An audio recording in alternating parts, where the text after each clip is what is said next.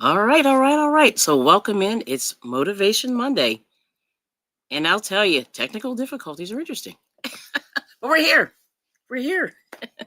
Welcome and thanks for coming. Let me get out of it. Oh, there we go. Better lighting. So welcome in. Sorry for the little bit of a delay, but I see some people. Thank you so much for coming. Here we go. So we're going to get started on Monday Motivation. This is the I Bring It Everyday channel.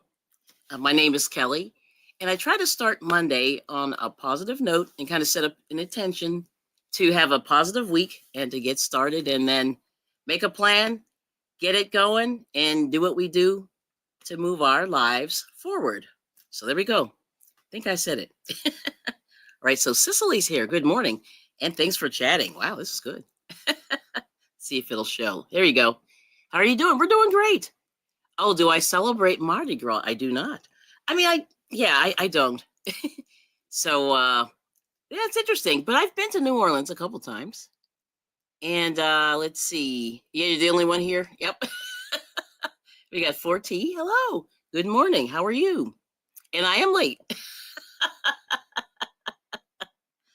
And I got Kenneth was here. Thank you so much for coming in. And everybody's saying hi. That's great. So today, here's what I was thinking. I was sort of last couple of days, every time I try to plan some of these shows, I just say, what's on my mind? What's on my heart? And, every time, if you're at work full time or go to school full time, or you have to leave the house, Mondays can be rough because you have to get yourself prepared. You got to get dressed. You got to eat, make your lunch, go to work and work it. You know what I mean? And there's Asha Ross. Hello. Good to see you. So the topic today is I'm just trying to give you just a little bit of motivation. And these are some motivations that I found about during Black History Month, which would have been end of February.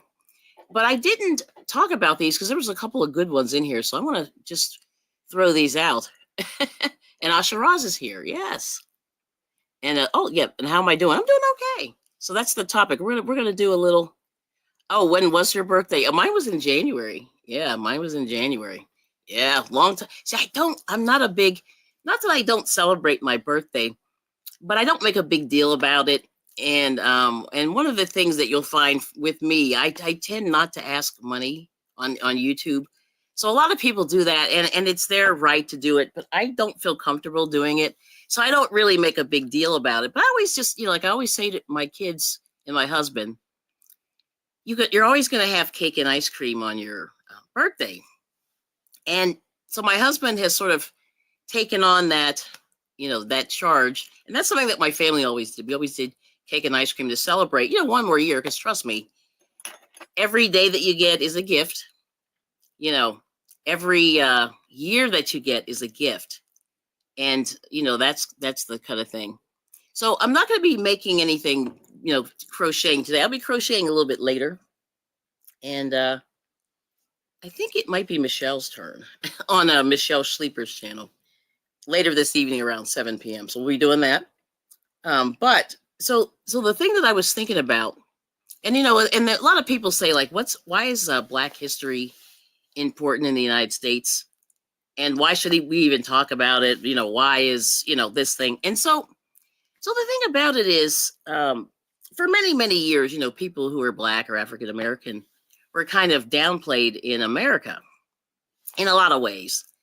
And, you all know the history. But the thing that's interesting is, they're even despite, and this is this is the point of this whole talk, despite setbacks, being held down, being legislatively held down. So, so we're talking slavery, there was that. We're talking about post-slavery, there were a lot of rules, against where you could live, things like that. Schools were not available, to Black people at the time. So all the things that people today, I think, take for granted, all of the rights and privileges, not being able to vote, you were not considered a person. I think you were 3/5 of a person. I don't even know where they got that number. But, during slavery, people were chattel. They weren't considered people, right? You know, so the point of all this is that there have been, I think every day, and this is just you too, you should always celebrate, the good works that people do. You should celebrate your positive good works.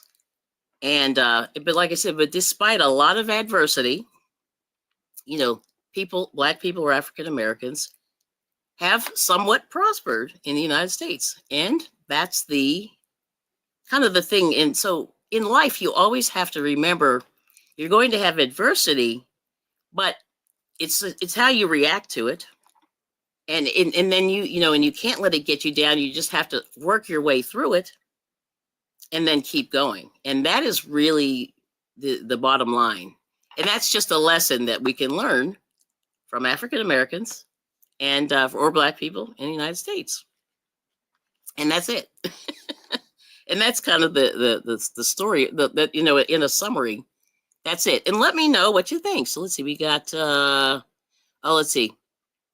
Oh, Cicely's saying her birthday's September 19th. Okay. You'll be 52. Wow. Yeah.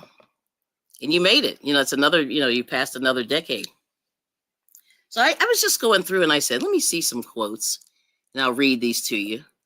And this was from the Today Show. So you can always look this up. But this is the one quote that actually blew my mind and had me really thinking. And I'm going to put this in the banner. All right. So the thing is, this is Angela Davis. And Angela Davis was a civil rights activist in the 60s. I can't remember how old she is right now, but she was a member of the Black Panther Party. And if you don't know what the Black Panther Party, I can sort of get into a little bit about them. Let's see. But the one thing that she said was, we have to talk about liberating minds as well as liberating society. And that's Angela Davis. I'm going to see if I can put this in the banner. And then I'm going to talk a little bit about that. Because one of the things that I think we're seeing today is that a lot of people are, let me see if I can go back a little bit. Excuse me. So the whole thing is, I think a lot of people are not open-minded about a lot of things, right? And that's just everything. And so, you're kind of the sum total of all of your history. You're the subtotal of where you were born, when you were born, what your parents were like, whether you were rich or poor, whether you were, I can go on, educated, not educated. It goes on and on. And so all these things really affect how you look at life. And like I said, getting back to Black History Month, it's very interesting that around that time, we heard these ending of these diversity programs. They called them DEI, and I forget what it stands for. Diversity, and inclusion, something like that. And these were programs that were put in place, not necessarily to level the playing field, but see, the thing is, I think, excuse me, they were very controversial because there was a perception that Black people benefited from them more so than white people, and that there was discrimination against white people because of these programs. And really, unfortunately, I think a lot of people were short-sighted in that. Because I'll tell you my experience, with DEI. And I'll just bring it up because I think it's kind of an interesting thing. So, let me see. I'm trying to think how I can give this. Okay, Kenneth is September 12th. Gotcha. I want to make notes on the live stream. But the thing that I wanted to say was that, so for many years, even post-slavery, a lot of African Americans were only relegated to subservient jobs. So they weren't able to do a lot of, like they weren't working in corporations at the top in the board, right? In the boardroom, or they were not CEOs of major corporations and stuff like that. Not that that's a big deal, but that's a very high-paying job, right? And a lot of people, I could say like my grandparents worked for white people, okay? And my grandfather was basically a chauffeur for this guy for a long time. And then my grandmother, just like in the movie The Help, raised white people's children, right? And she did their housekeeping and stuff like that. So it's not, it's not that long for me. I'm one generation removed. Really, I'll say two, maybe. I'm like 2 generations removed from slavery, which is not that much, really. That was not long ago, right? But as a result of some of these programs, for me, I was able to get interviews. See, the thing that I'm going to say this for people who don't know, really DEI in a lot of ways allowed Black people to get interviews, and some of us got hired. In whether, thank you, Kenneth. And the thing is whether, see, like a lot of people say that DEI hires people who are not qualified. That's not true. Because, by the way, I mean, think about it. If you were running a corporation and you had to get more diversity in your corporation, why would you would never hire somebody who's incompetent? And that's something I just want to throw out there. People don't realize that. But at least for a lot of people, it gave, at least for me, I'll tell you, for the few jobs that I've had, it got me in the door in terms of an interview. And then I had to sell myself and get myself out there and convince them to hire me. And that's really the bottom line. So, and of course I went to school, I had training, there's all these things, so it wasn't like somebody said, okay, there's a Black girl out in the hallway, let's hire her just because she's Black. That doesn't work that way. No. But when I did have a higher, paying job and whatnot, what I noticed was, so I'll tell you, so in my industry, when I first started out, I was in my 20s, there were very few African Americans in this industry, and there were very few women. And actually, the from every level of these corporations, were white males, right? From the CEO was a white male. The board of directors were white males. I don't think there were any women on the board of directors at all, right? But as I started working, I worked there for about, I forget how many years, 10, 12 years, whatever it was.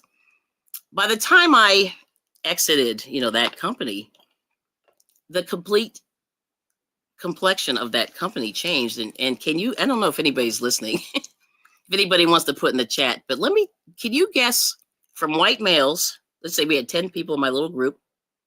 There were 10 white males, then they hired me. So, no, it wasn't 10, it was 9. So it was 9 white males. There was 1 Caucasian woman, and then they hired me. So I was the 10th person, right? So about 5 years later, they started ramping up their diversity and inclusion programs. And can you guess what the breakdown was when, about 8 years, 5, 6, 7 years later, what it was? And see if anybody can tell me what it is. Is out of 10 people, right? But, think about it. So let's see if anybody, I haven't seen any chat, so we're going to keep it going. So the bottom line is, so after they started implementing these diversity programs, it actually became white females. So that's really diverse, right? Well, they did let the women in, right? So the fact is, so instead of, what was it? 8 white males, is that right? 1 white female, and then me. It became, let's see, it was 7 white females, myself, and 3 males, 3 white males. 7 and 2, something like that. But anyway, the bottom line is, in my instance, in my experience, the people that benefited from the DEI programs were white women and a little bit of Asian women, like maybe 1 or 2. Yeah, it was interesting. So these companies, and like I said, that was the diversity. So when people get angry about diversity, they've kind of shot themselves in the foot, because it's really the white women that actually, I think, that benefited initially, and then probably still are. I don't know. I haven't worked in a big company in a long time. Yes, 4T. So isn't that crazy? Right. But the thing is, if you think about it racially, they were still white. even though it was a 180, but they let women in. And so I thought that was strange. And I didn't really internalize it until many, many years later, because the funny thing was we all had children at the same time, which was really interesting. Like the timing of it was very, like everything was kind of strange. I missed something Cicely said. I'll come back to your comment, Cicely. So anyway, yeah, so it went from all white males to basically all white females, and then me, right? And I think there were a couple males, but I think the one lady who was there initially left. Then they replaced her with an older white woman. Then, so it was a younger white woman got replaced by an older white woman, and then me, and then they had these two males, right? And the manager was male, and his manager over the manager was male, and then the regional manager was a white male. I mean, like there's a theme here. And then the VP and the executive VP of that were males, and the CEO was a white male. So really, nothing changed, right? And that's really what I just want to say to people. That was my reality of what happened. And so so anyway, but the funny thing was we all had children at the same time. So literally 1 year, I think I had a baby in May. Somebody had a baby in September. Somebody had a baby, in January or February. Then somebody had a baby like a couple months later. And for about 3 years, people were having all these kids. And it was interesting to see. It was like maternity leave, maternity leave, maternity leave, maternity leave. And we were in flux, for a long time. Not saying anything negative about women, but, people get married and they have children, right? Not all, but, people do. So anyway, that's what happened. Yeah. So anyway, so Black history. So the bottom line is, if you give somebody a chance, and the thing is, if you give somebody a chance, then they have to prove themselves, whether they belong there or not. So it wasn't like it was a free lunch, you know what I mean, for Black people. So I just want to, or anybody else, you know what I mean? Yeah. So I just want to say that there. Now let's see. Oh, here we go. So Cicely's saying she wants to start a YouTube channel, but you need somebody to help me to start off. Does YouTube pay you? Well, yes. And I'll get into that if you don't mind hanging out for a minute. It eventually it does. It's not a lot, but it can pay you depending on, what you do. Oh, can I do a mukbang? Ooh. I don't know about that. I try not to eat on camera, but we'll see what happens. All right. Let me give you a good quote here for Black History Month. And so like I said, I gave you that Angela Davis, and I'm going to say this one again. We have to talk about liberating minds as well as liberating society. So African Americans, we're liberated. And, so that's, like the one thing that I want to say. I'm going to put this in. Let me put this in the banner. And I'll put that in the banner here. So we'll keep going there. But that was my story with, with diversity and that kind of thing. And it's kind of tragic that people see. The thing is, if people did the right thing, you wouldn't have to legislate diversity. And that's the second thing that I just want to say. But here we go. I'm going to put Angela Davis's thing here. But that is my story. And like I said, I think for a long time, in terms of people being suppressed, African Americans were suppressed for a long time. And like I said, in terms of housing, they weren't able to live in certain areas. They call it redlining. So you can look that up for T. And redlining is, for example, it was, I think it was unspoken. I don't think it was legislated, but I think it was like an unspoken thing where, like, for example, if a Black person wanted to buy a house, they could only buy it in certain areas, right? And that's a huge thing because there is a negative perception of Black people in real estate. So, banks and lenders and things like that only lend a certain amount of money. And if your house is undervalued, it's, let me see, did I freeze? I hope I didn't. I'm good. We have to liberate minds. Hang on just a second. Talk about liberating minds as well as liberating society. Okay, here we go. So let me just put this here. So I think this is a big thing. So you have to really open your mind, and this is what we're saying is keep your mind open. Don't try to think for yourself. And this is kind of what Angela Davis was saying here. We have to talk about. Here we go. Yes, I just want to put this here, and do your research on her, because she was definitely, if you look at the Black Panther Party, what they tried to do is they tried to uplift. So it was kind of like Black people were taking initiative to sort of, fight for their rights themselves instead of asking for it. And one of the things that they did was they did free lunch programs, in the neighborhood for kids. And this was even before I think schools were doing kind of the free lunches and things like that. And, so things like that. But here, let me show you this other one. And I just thought about this.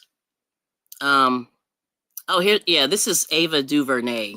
She's the director. She's a writer and a director in Hollywood.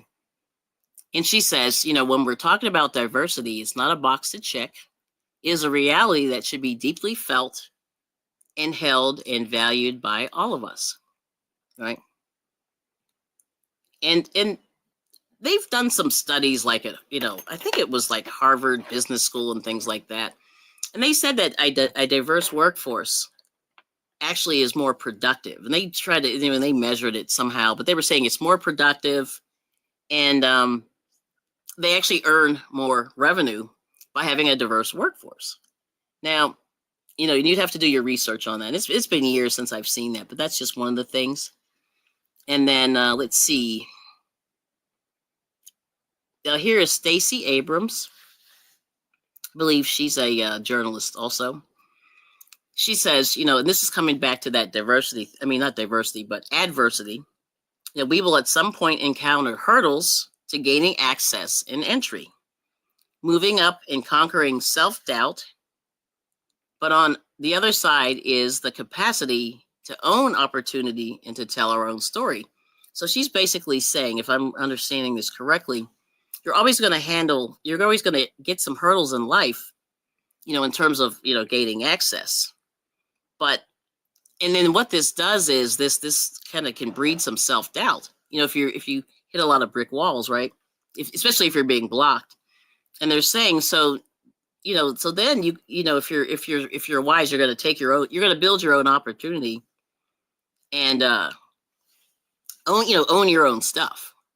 And I think that's something that a lot of people could really benefit from, that is owning your own stuff. Yep. So let's see. Oh, Mexican food. Yes, that's very good, Sicily. I love it. But anyway, so that's another, that's another thing that's kind of building on the adversity. And then, knowing that you can actually work, you can work against adversity. But, you have to have an open mind. You have to be creative. And a lot of Black people were creative. They had their own businesses, definitely back in the 50s, because they didn't have access to a lot of the services that, the white people did. So they built their own banks. They built their own insurance companies. They built their own schools. Well, and I mean, just so many things. And they thrived, despite all of these challenges, they thrived. And that's kind of the message that I want to say, you can thrive even in the face of adversity. Okay. All right. Now here's something Oprah. I'm not an Oprah fan, but I like this quote. But Oprah says, doing the best at this moment puts you in the best place for the next moment. So I'm going to read that one again. Doing the best at this moment puts you in the best place for the next moment. And that's true. So everything you do today is going to help you build up to the next step, hopefully. And, like I said, you really want to have your plan. Like you want to see where you want to go. You kind of set your sight on a goal. And then you have to put a plan in place with all the steps on how you're going to get to the goal. How are you going to finance it? How much work you're going to do per day? You want to break all those down like that. And then every day, just do a little bit more to bring you to the next step. So it's funny how, something that you do maybe, so today is what, March 3rd, I think? Today's March 3rd. Some of this work that you do today may not pay off for 3 months, 6 months, a year. You never know, right? But that is a good point. I do like it. Okay, let's see. Okay, now here's Susan L. Taylor. She was the editor in chief for a long time of Essence magazine, which is a magazine for African American women. And she basically said that whatever you believe, let me see if I got this. Whatever we believe about ourselves and our ability comes true for us. So if you're living in a positive way, positivity should follow you. And if you live in a negative way, so basically what you put out is what you get. So, you want to make sure that you try to be as positive as you can, despite a lot of setbacks in life. Okay. All right. And this is Robert F. Smith. I forget who he is. I have to look him up real quick. But this is kind of facts in life too. He said, Robert F. Smith, sorry.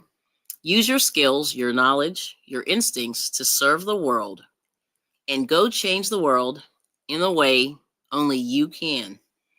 So one more time, I think I messed up a word here. So here it is. So use your skills, your knowledge, your instincts to serve the world, to go change the world in a way that only you can.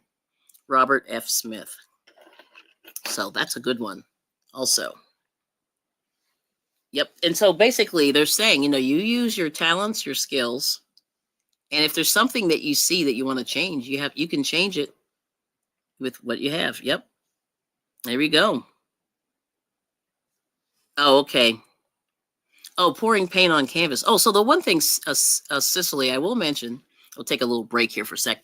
So if you want to do any of those art classes, there are a lot on YouTube, people doing that, pouring paint on canvas. I think michaels.com has free classes that are on their YouTube channel. So I would say check that out. Yep.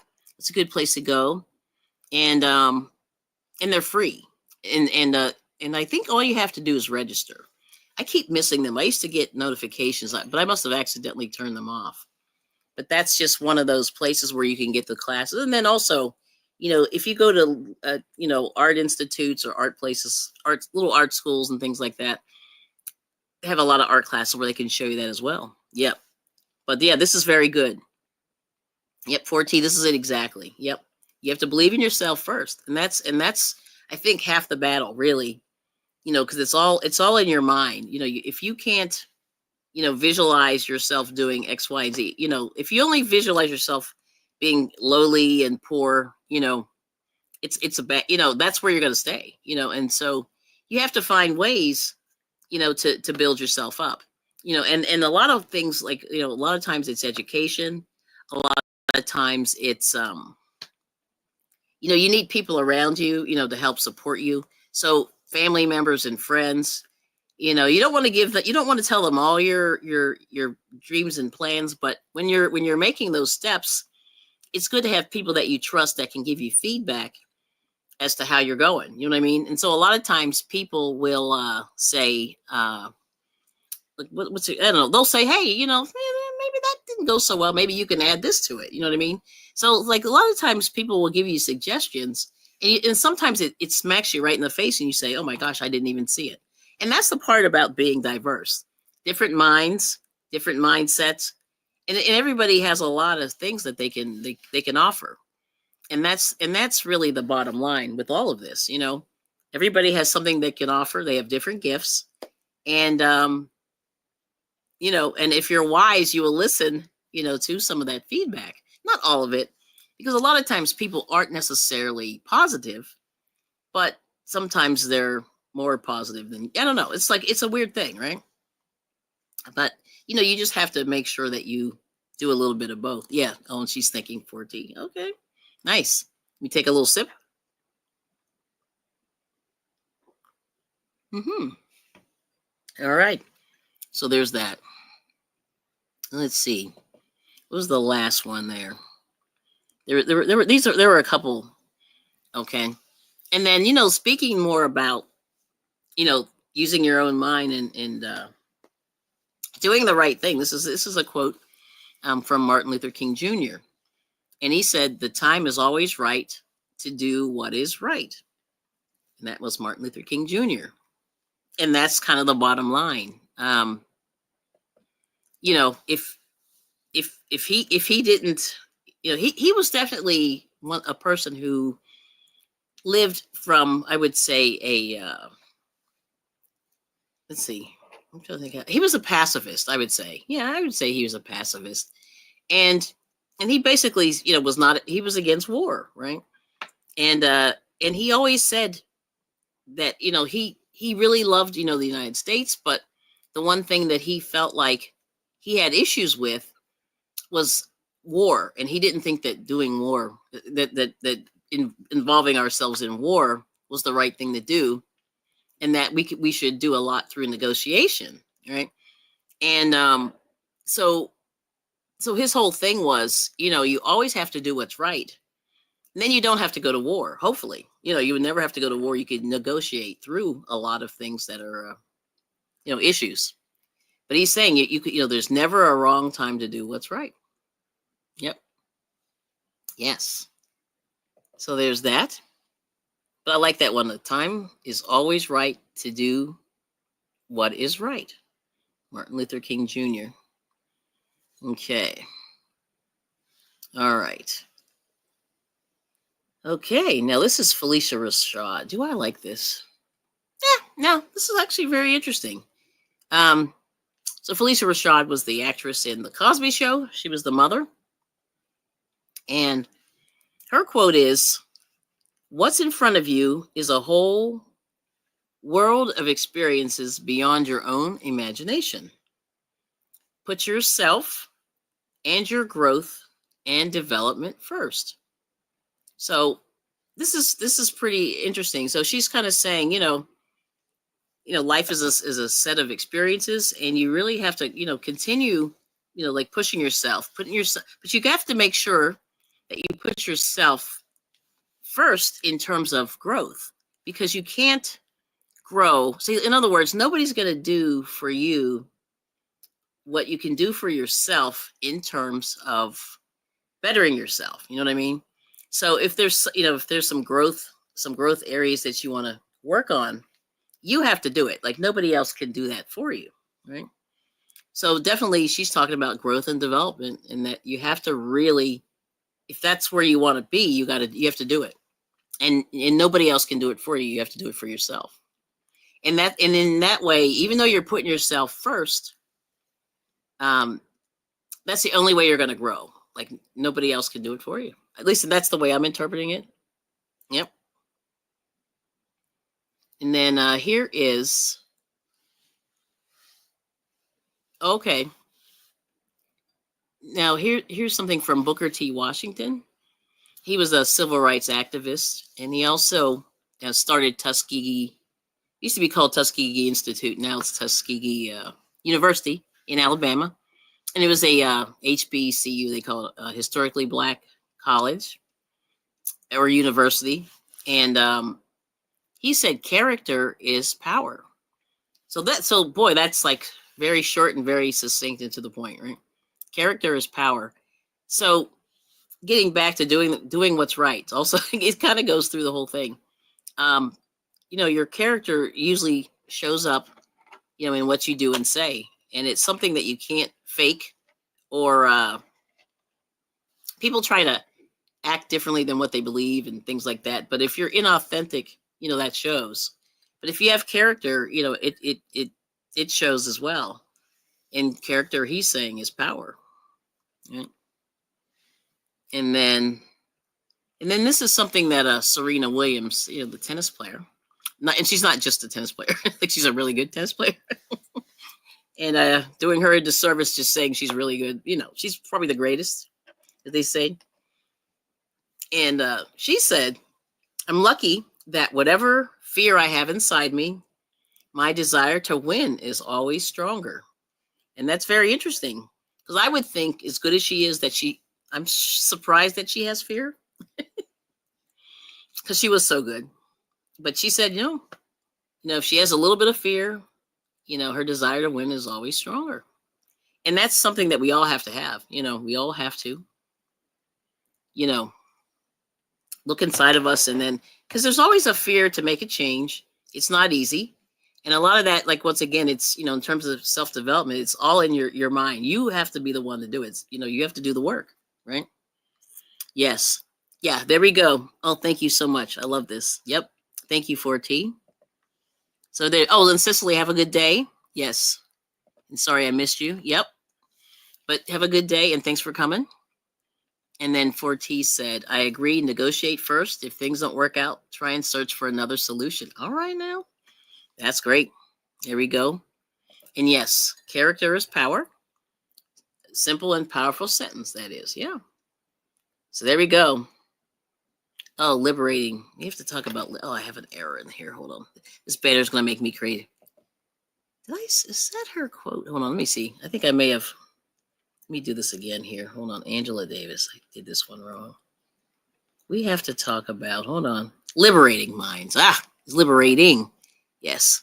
I think let me fix this here. Hold on.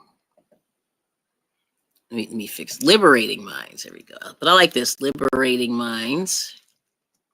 Yes. Oh my goodness, my brain. But this is Monday.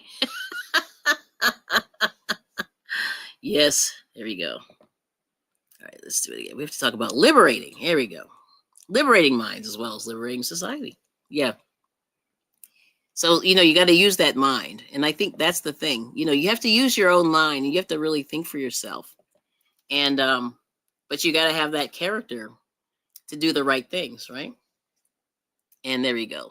And good morning, Suzanne. Thanks for coming in. All right now. But there it is. So, oh boy, I made my half an hour. I'm a little bit late. But let me see if I can summarize this whole thing. So the thing is, you got to have an open mind, and Angela Davis is kind of alluding to that. You have to think for yourself. You know what I mean? So just liberating. So kind of getting back to Black History Month.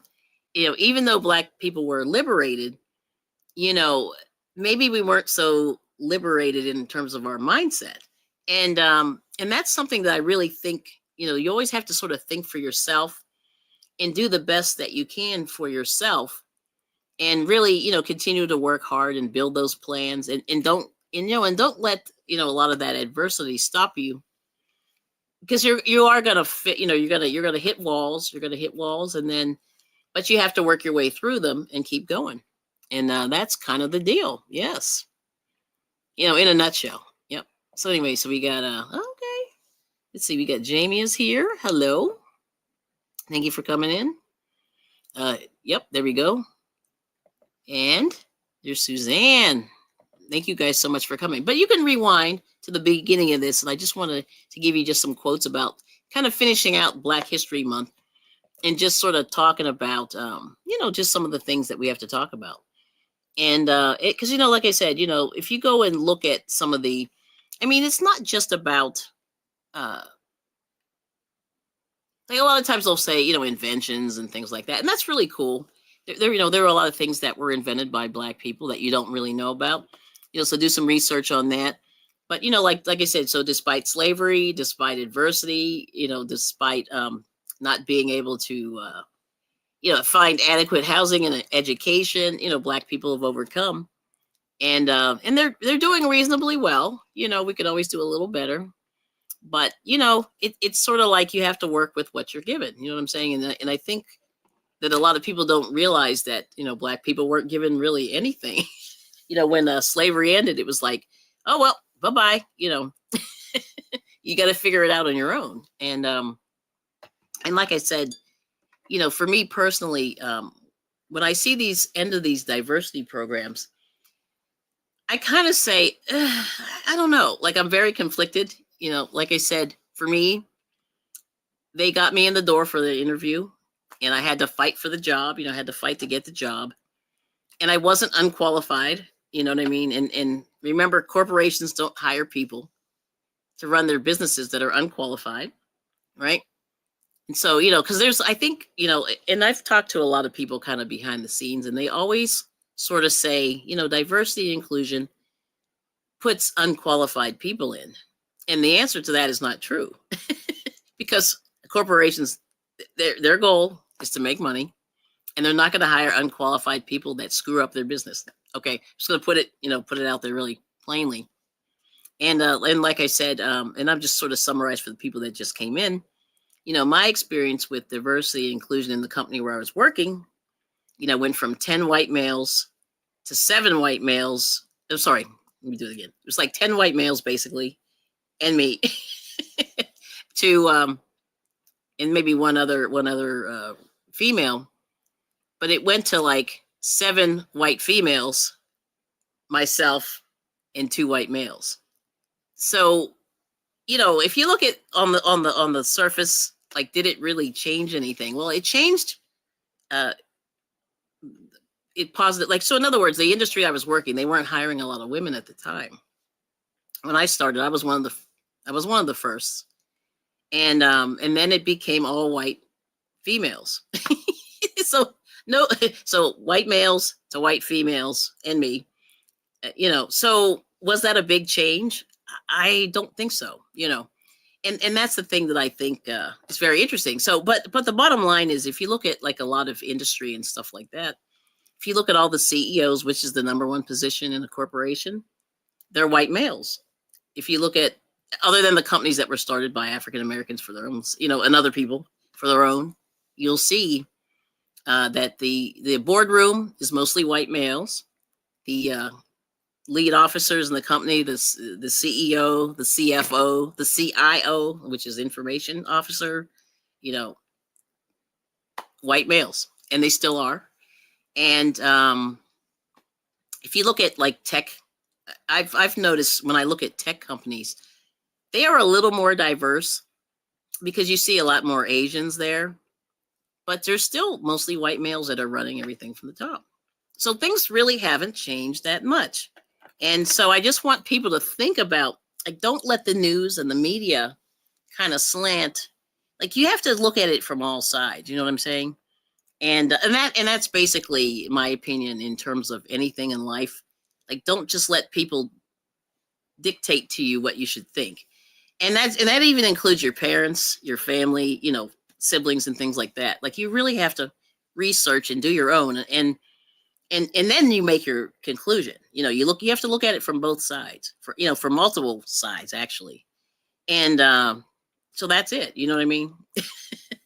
So I don't know, what you guys think about it, but it was very interesting. And I've been sort of, watching the news and seeing what people are talking about this, and how a lot of companies, backed out of their diversity programs.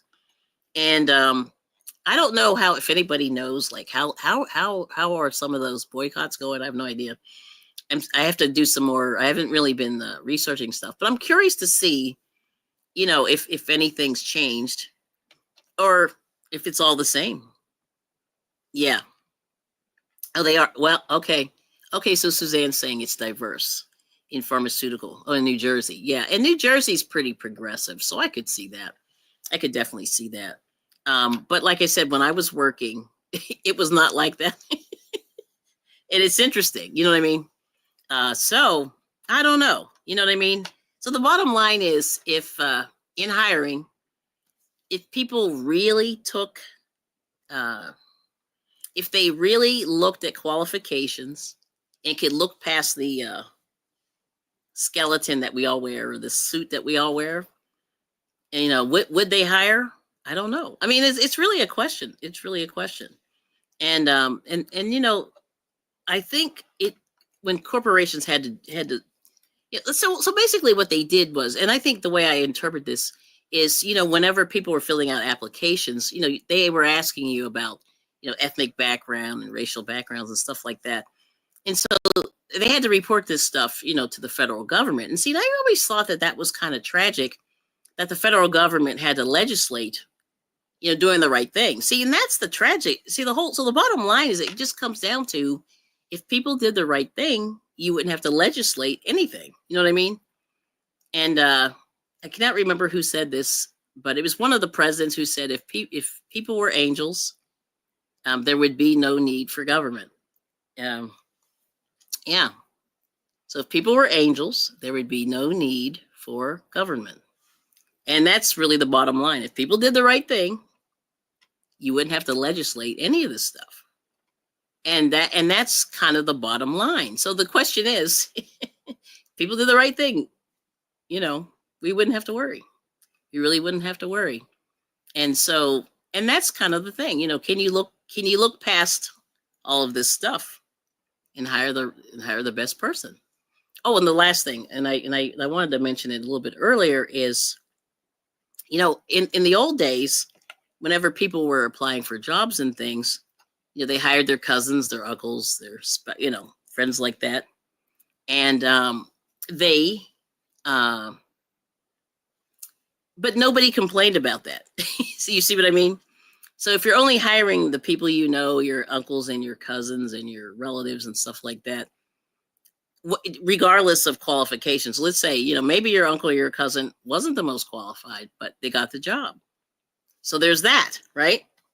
And that's the thing I think people were trying to fight against, because when that system was in place, only certain people benefited for real, So who's in charge? You're going to hire your friends, and I had a manager that hired, well, he didn't hire them, but he got two of his brothers hired. And one was good and one was not so good.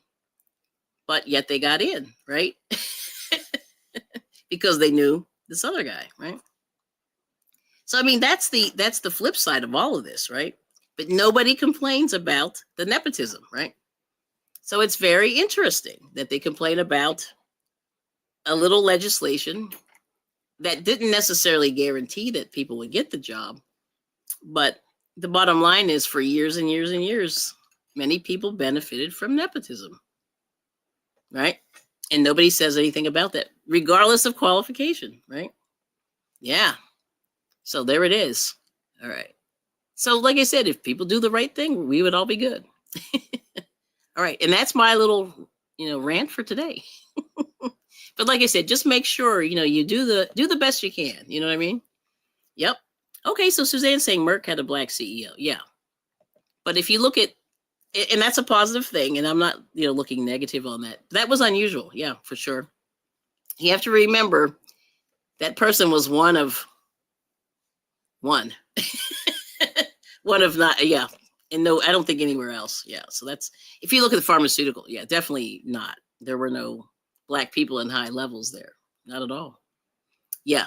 So anyway, there's Scott. And he's saying, Kelly, and good morning. And happy Monday. Yes, thank you so much. So I went on a little bit earlier today to try to get my act together and get out the door and do some work. Yes. Okay. And Suzanne said, she's only done small business. Yeah. Well, tell us, what was the makeup in your small business? It was not your business. That was your family business. So that's different when it's family business. Yeah. But let's see. Yeah. 4T saying, let's do the best we can. Yeah. That's really all. That's really all I think in general, if Black History Month, it's like people just want a chance, you know what I mean? And that's really it. Just give us a chance so we can show you what we can do. You know what I mean? Like, we're not necessarily saying give us everything, just give us a chance. That's it. Yep. Yes. Oh, yes. And are you going to this, Suzanne, the Philadelphia Flower Show? Yeah, I asked my husband if he wanted to go, and he said no. And I thought he would want to go, but he did not. Yeah, he's a gardener. So I said, we're going to be all over it. So I don't know if you guys are aware, but Philadelphia has this flower show every year. And they put all these beautiful displays in the convention center. And you can also buy, some stuff and get planting advice and things like that. And I think there is a botanical society in Philadelphia. And it's pretty cool. And if I don't know if there's anything on YouTube. There might be some video on YouTube. I never, thought to look. But it goes on for about a week. And it's a big deal. And so a lot of the, all the home stores and all the, come there. Everybody comes there. It's pretty good. It's a good thing. Oh, yes. Okay. So Suzanne worked in the NYC. And NYC is very different, I think, compared to, a lot of places in the country. It is very diverse. That's for sure. So that's a different place. I feel like that's more the exception, than the rule, because it's just so different there. You know what I mean? But here we go in a word. Everybody is worth a chance. Yep. That's it. Thank you, 4T. That is, I'm going to leave it. I'm going to let that sit there. Let me sit up a little straighter here. All right, there we go. So that is kind of the deal. If you think about, Black History Month and other history months, it's just people just want a chance if you're willing to give it. And that's it in a nutshell. And people will thrive. And I think if you give people a chance and respect, people will thrive. And if you're open to, their suggestions, people will thrive. Yep. And I'm going to let that be the final word. Well, thank you, 4T. I didn't mean to be on this long, but here we go. So let's see. I don't have any big plans for the week. I'm going to probably meet with my crochet group at my library today. It's another one. I know I have a lot of groups I've been going to. Although I think I'm burning out. It's a lot. But it's going to be fun.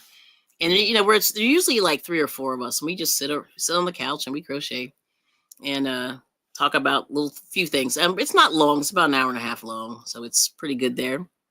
Oh, okay. Thank you so much, Suzanne. I really appreciate it. And out there in the replay land, if you see this, let me know what you think. Yep. Excellent. Motivation Monday. Yeah. Because that's kind of the deal. People, if you can thrive in a negative situation and sort of pull yourself up, it's amazing what you can do, and I say, yeah, it's Black History Month, check out, even though I hate to say, like, look at Black History Month stuff, some of the stuff is kind of interesting, and this Angela Davis quote, you have to remember, yeah, you got to liberate your mind and, be open, look at all sides, and, you're going to learn a lot. And I think a lot of people don't do that. So yes. So there we go. So hopefully that'll be the final word. And 4T said it. We all deserve a chance. Yep. Everybody is worth a chance. And I think that's going to be it. All right. Well, listen, have a great week. It's Monday. Keep it going. And, do something great today, because everything you do today is going to line you up for the next step. All right.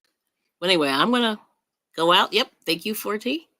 And good luck in classes. I'm always wishing you well. Work it.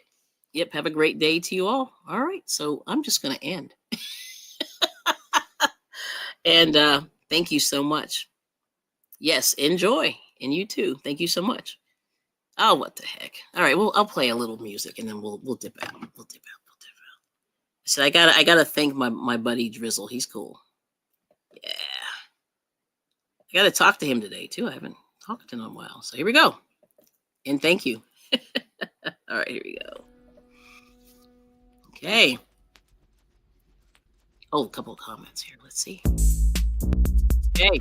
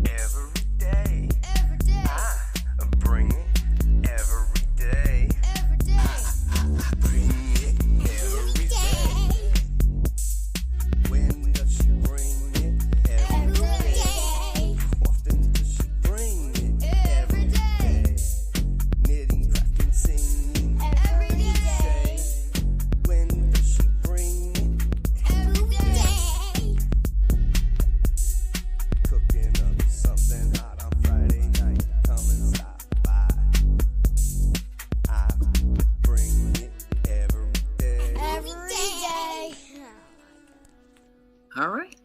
And we will see you very, very soon. Thank you. Bye-bye.